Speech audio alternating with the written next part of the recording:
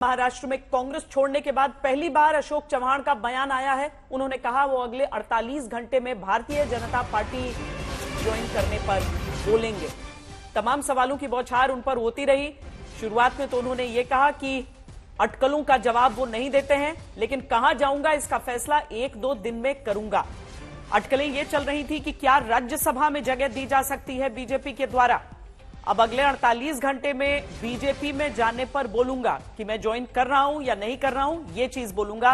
पर कांग्रेस के लिए एक बहुत बड़ा झटका अशोक चव्हाण का जाना इस लिहाज से है कि उनका पूरा परिवार अब तक कांग्रेस से जुड़ा रहा था और अब पहले मिलिंद देवड़ा का छोड़ना, अब अशोक चव्हाण का छोड़ना, एक के बाद एक झटके कांग्रेस पार्टी को यहां पर लगते हुए। कहां जाऊंगा इसका निर्णय 1-2 दिन में बताऊंगा। 48 घंटे के अंदर अशोक चव्हाण की तरफ से यह स्पष्ट किया जाएगा कि कांग्रेस छोड़ी, लेकिन आगे की राजनीति किस पार्टी के रास्ते के साथ चलते हुए उनकी आगे बढ़ेगी।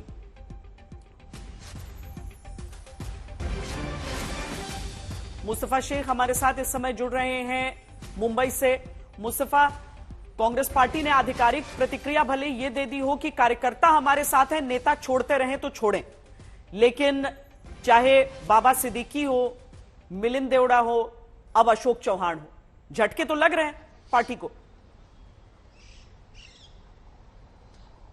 जी बिल्कुल, और अशोक चव्हाण का छोड़कर जाना एक बड़ा झटका है, क्योंकि महाराष्ट्र में नांदेड़ वो इलाका है जहां से अशोक चव्हाण एक प्रभावशाली, आप कह सकते हैं, उस क्षेत्र में है। और सिर्फ मेंबर ऑफ पार्लियामेंट की सीट नहीं तो आसपास के एमएलए की सीट भी वो इम्पैक्ट कर सकते हैं। इसलिए ये चर्चाएं शुरू है कि 10 से 12 कांग्रेस के विधायक जो हैं वो अशोक चव्हाण के साथ साथ कांग्रेस छोड़ सकते हैं। तो ये जो आज का झटका है वो सही मायनों में कांग्रेस के लिए सबसे बड़ा झटका महाराष्ट्र में आप मान सकते हैं तो आने वाले 2024 चुनाव के लिए। और साथ ही साथ कांग्रेस को अपने जो एमएलए बचे हुए हैं उनको साथ में रखना जरूरी होगा, क्योंकि महाराष्ट्र में 4 राज्यसभा सीटों पर चुनाव होने जा रहा है, जिसमें से 3 सीटें तो बीजेपी के खाते में थी, लेकिन अब ये लग रहा है कि चौथी सीट पर भी बीजेपी क्लेम करके अपना एक नॉमिनेशन फाइल कर सकती है। उसमें अगर क्रॉस वोटिंग होती है तो 4 सीटें राज्यसभा की बीजेपी को मिलेगी। और इसके साथ ही साथ जो मनोबल है कांग्रेस कार्यकर्ताओं का वो किस तरह का रहेगा। राहुल गांधी की न्याय यात्रा जो है वो मुंबई में आकर खत्म होनी है, महाराष्ट्र में किस तरह का आप कह सकते हैं कि मोरल रहेगा। साथ ही साथ पिछले हफ्ते जो सर्वे आए थे उस सर्वे में महाराष्ट्र एक ऐसा बड़ा राज्य दिख रहा था जहां पर महाविकास आघाड़ी महायुति से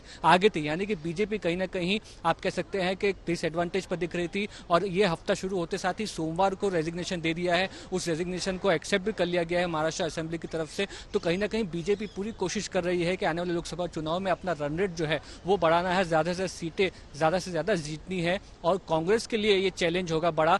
फाउंडेशन डे आपको बता दें कांग्रेस ने नागपुर में किया है इस साल, राहुल गांधी उसमें मौजूद थे। तो कहीं ना कहीं यूपी में पकड़ नहीं जमा पा रहे थे, इसलिए महाराष्ट्र में लोकसभा की सीटों की संख्या बढ़ाने की कोशिश थी। लेकिन अब ऐसे बड़े प्रभावशाली नेता जो हैं छोड़कर अगर जाएंगे तो सवाल उठने लगेंगे कि पार्टी आखिर आप कह सकते हैं महाराष्ट्र में किस तरह का लोकसभा में परफॉर्मेंस देगी। 2 पार्टियां ऐसी हैं जो बीचों बीच टूट गई, वहां पर चाहे एनसीपी हो या फिर शिवसेना हो, और अब कांग्रेस पार्टी के नेता अगर एक एक करके छोड़ेंगे और वाकई अगर 12 विधायक अशोक चव्हाण के संपर्क में हैं तो कांग्रेस के लिए बहुत परेशानी का सबब है। क्या कहा अशोक चव्हाण ने आज, वो आपको सुनाते हैं। मैंने आज कांग्रेस पार्टी के असेंबली के मेंबरशिप से मेरी लेजिस्लेचर, मैं कांग्रेस पार्टी से चुनकर आया हूं एज ए एमएलए। उस सदस्यत्व का एमएलए के मैंने आज इस्तीफा स्पीकर के पास मिलकर सौंप दिया है। उसके बाद में मैंने आज कांग्रेस वर्किंग कमेटी, कांग्रेस की प्राइमरी मेंबरशिप और हमारे जो लेजिस्लेचर पार्टी है उसका भी इस्तीफा मैंने आज पार्टी को सुपुर्द किया है। Let me be very clear, I have not talked to a single MLA of the Congress party. मेरा ये इंटेंशन नहीं है और मैंने कोई भी कांग्रेस के विधायक से बात नहीं की।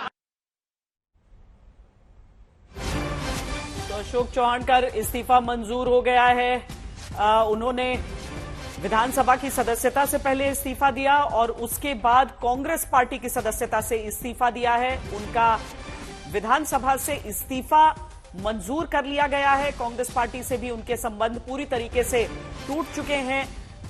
मुस्तफा, एक तरफ तो ये सोचना कि इनके पिता भी पूर्व मुख्यमंत्री रहे, ये भी पूर्व मुख्यमंत्री रहे, लेकिन इसके साथ ही इनका जो भ्रष्टाचार का पूरा क्रम रहा, एक बार फिर बीजेपी अगर ये ज्वाइन करते हैं तो जो आरोप बीजेपी पर लगते हैं और उनकी washing machine brand of politics पर लगते हैं, वो तो फिर उठेंगे महाराष्ट्र की राजनीति में और देश की राजनीति में।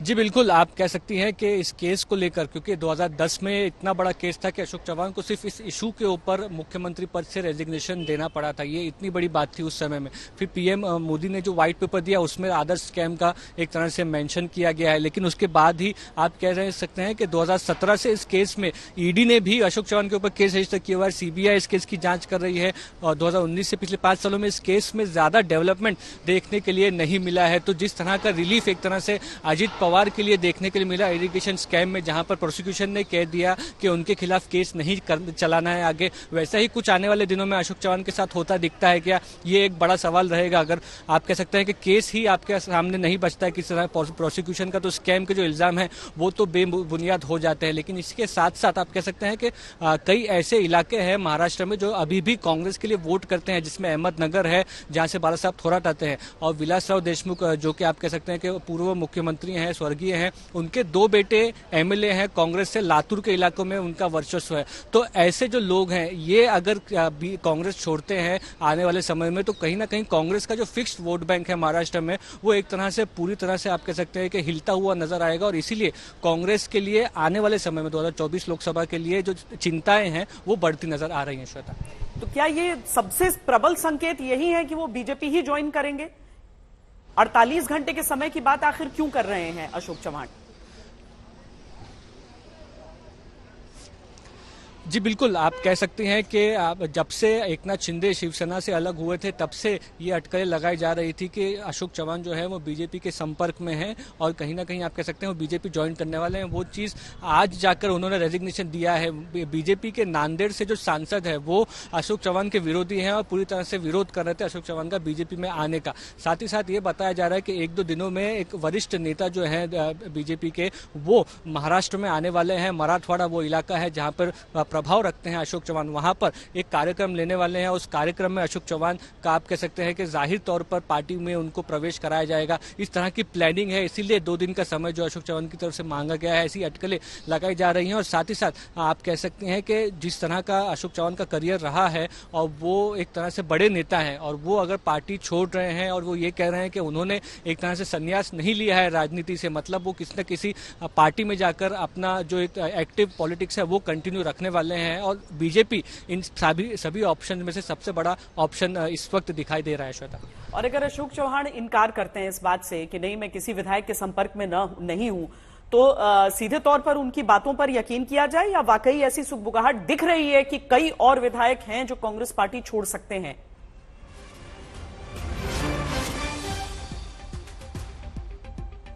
चलिए हम सवाल का जवाब लेंगे, लेकिन पहले आपको बता दें कि अशोक चव्हाण के इस्तीफे से दंग हूं, ये पृथ्वीराज चव्हाण ने कहा है। कभी नहीं सोचा था कि अशोक पार्टी छोड़ेंगे, और वाकई ये वो नाम है जो पीढ़ियों से जुड़े हुए हैं कांग्रेस पार्टी से, जिनके छोड़ने पर सबको आश्चर्य हुआ। तो अशोक चव्हाण के इस्तीफे पर यह प्रतिक्रिया पार्टी के भीतर से ही आ रही है। पृथ्वीराज चव्हाण ने यह कहा कि ये बातें सुनने में आ रही हैं कि वो भारतीय जनता पार्टी ज्वाइन कर सकते हैं, लेकिन हम सब ने कभी नहीं सोचा था कि ऐसा कुछ हो जाएगा। हमें नहीं पता किस तरह के दबाव या मजबूरी में उन्होंने इस्तीफा दिया है। उन्होंने ये भी कहा कि सभी वरिष्ठ नेताओं ने बीते कल आने वाले चुनावों की रणनीति पर चर्चा की थी। सब साथ थे शाम 4 बजे तक, लेकिन उस समय भी किसी को यह बिल्कुल भी नहीं पता चला कि अशोक चव्हाण के मन में क्या चल रहा है। उनके ऊपर उनको बहुत अहम जिम्मेदारियां दी गई थी, एक निर्णायक भूमिका उनको दी गई थी, क्योंकि उनमें सबको यकीन था, सबको भरोसा था। इसीलिए विश्वास नहीं हो पा रहा कि अशोक चव्हाण ने ऐसा कुछ कर दिया।